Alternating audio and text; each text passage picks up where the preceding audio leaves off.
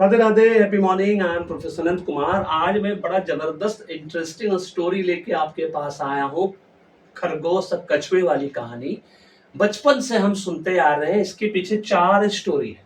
आप लोग 2 के बारे में जरूर जानते होंगे, लेकिन मुझे एकदम मैं गारंटी वारंटी के साथ कर सकता हूँ 80% लोगों को स्टोरी 3 और स्टोरी 4 पता ही नहीं होगा, है ना। 80% लोगों, 20% लोगों को पता होगा, 80% लोगों को कि कछुए खरगोश में 4 कहानी है उनके पीछे, है ना। पहला कहानी हम लोग सब जानते हैं, और आज ये मैं कहानी इसलिए बोल रहा हूँ कि सिर्फ कहानी कहने के लिए नहीं, ये अपने जीवन में अपनाने के लिए कह रहा हूँ।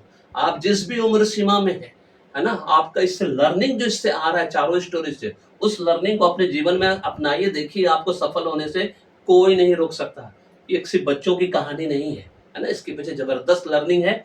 स्टोरी 1 स्टोरी 2 के पीछे का लर्निंग आप सब जानते हैं। स्टोरी 1 जिसका लर्निंग है, slow and steady wins the race. कछुए और खरगोश में एक बार रेस लगा, जैसा कि हम सब जानते हैं। ये पहला स्टोरी में बता रहा हूँ, और इस स्टोरी को अपने बच्चों को जरूर बताइएगा, उसको सुनाते रहिएगा हमेशा, जिससे कि उसका मनोबल, उसका मोटिवेशन लेवल एकदम बढ़ा रहे और वो अपने जीवन में हमेशा सक्सेसफुल रहे। इस बात को ध्यान रखना है। तो स्टोरी 1 बहुत सिंपल कहता है कि कछुए खरगोश के बीच में रेस लगता है। खरगोश को बहुत घमंड था, है ना, तो वो कछुए को किसी भी चीज में हरा सकता है। तो रेस हुआ, है ना। खरगोश बहुत तेजी से भागा और फिर एक पेड़ के नीचे जाकर सोने लग गया, ये सोच के कि कछुआ तो चलते चलते जब आएगा तब तक तो मैं एक नींद पूरा कर लेता हूँ, है ना। कछुआ slow and steady wins the race का मतलब होता है धीरे धीरे कोई काम अगर लगातार करते रहिएगा, स्टडी मतलब लगातार, है ना, धीरे धीरे लगातार वो काम करिएगा तो उसमें हमेशा आपको सफलता मिलेगा। और कछुआ ने वही किया, धीरे धीरे चलते चलते चलते वो डेस्टिनेशन पे पहुंच गया, और उस डेस्टिनेशन पे वो खरगोश से पहले पहुंच गया। जब खरगोश का नींद टूटा तो वो जब वहां पहुंचता दिखता कछुआ वहां पहले से है। उसका पहला लर्निंग आता है स्लो एंड स्टडी। जो लोग स्लो, धीरे धीरे और लगातार काम करते हैं वो हमेशा जीतते हैं। ये पहला लर्निंग है। दूसरा, अब खरगोश फिर से अब हार गया, उसको गुस्सा आया, चिड़ मचा उसको, तो उसने फिर से कछुए से कहा चलो इस बार फिर से रेस लगाते हैं। इस बार खरगोश ने जबरदस्त बुद्धि दिखाया। अब वो बुद्धि क्या दिखाया, वो लगातार दौड़ता रहा डेस्टिनेशन पे। नेचुरली है, कछुआ बहुत स्लो चलता है, तो उससे पहले पहुंच गया। तो उससे क्या लर्निंग आया, fast and consistent wins the race. जो तेज और लगातार, यहां भी कंसिस्टेंसी मतलब रेगुलर है, वो भी जीतता है, वो भी सफल होता है। स्लो एंड स्टडी वो भी जीतता है, एंड फास्ट एंड कंसिस्टेंट वो भी जीतता है। ये 2 स्टोरी आप लोगों को बड़ा आसानी से मालूम है। थर्ड स्टोरी जैसा मैंने कहा 80% लोगों को पता नहीं होगा, अब मैं बताता हूँ थर्ड स्टोरी। अब कछुआ भी जीत गया पहली बार, दूसरी बार खरगोश जीत गया।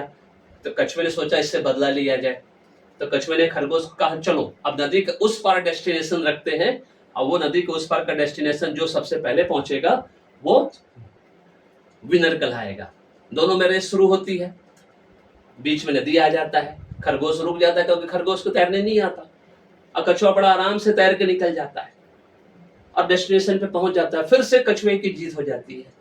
इसका क्या लर्निंग होता है, कभी सोचे व्हाट इज योर यूएसपी।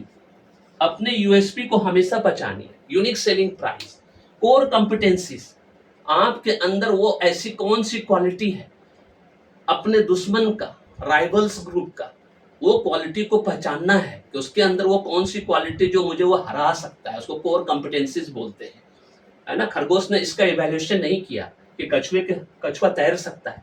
वो नदी को उस पार का रेस लगा लिया, यही सोच के कि मैं फटाक से जीत जाऊंगा फिर से सेकंड इसकी तरह, लेकिन नदी वो पार नहीं कर सकता, इस बात को भूल गया। तो अपनी USP, unique selling price, core competencies को हमेशा चेक करिए, और दूसरों के भी कोर कॉम्पिटेंसीज को इवेल्युएट हमेशा करिए। उसके साथ जब कंपटीशन में जाते हैं या उसके साथ कोई कंपटीशन करते हैं तो उसकी भी कोर कॉम्पिटेंसीज को पता करना है। अपने जीवन में भी यही चीज फॉलो करना है, अपना यूनिक सेलिंग प्राइस हमेशा याद रखिए। अब चौथा स्टोरी जो है, अब दोनों दोस्त हो गए, हार बराबर हो गया। तो अब इन लोगों ने अपनी दुश्मनी को भुला के बोला चलो अब हम लोग एज ए फ्रेंड, है ना, डेस्टिनेशन रखते हैं।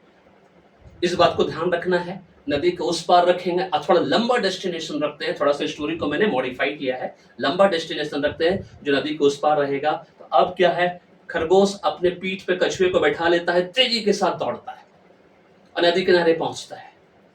और वहां पे अब कछुआ खरगोश को अपने पीठ पे बैठा के नदी पार कर लेता है।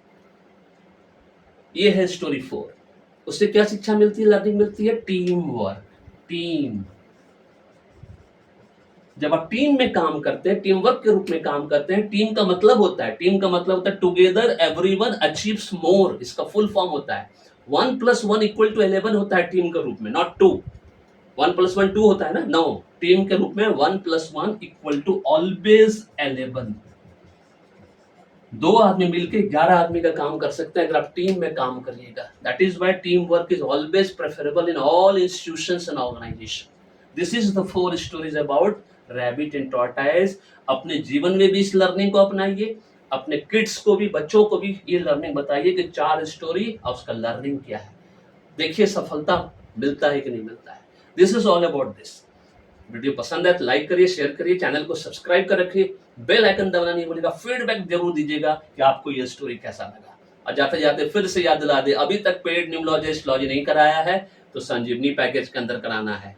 और अगर घर बैठ के मान सम्मान के साथ मालिक बनकर ऑफिस में बैठ कर लाखों करोड़ों कमाना है तो आज ही न्यूमरोलॉजी और एस्ट्रोलॉजी कोर्स में एडमिशन लीजिए, पूरे परिवार के भाग्य को चमकाइए।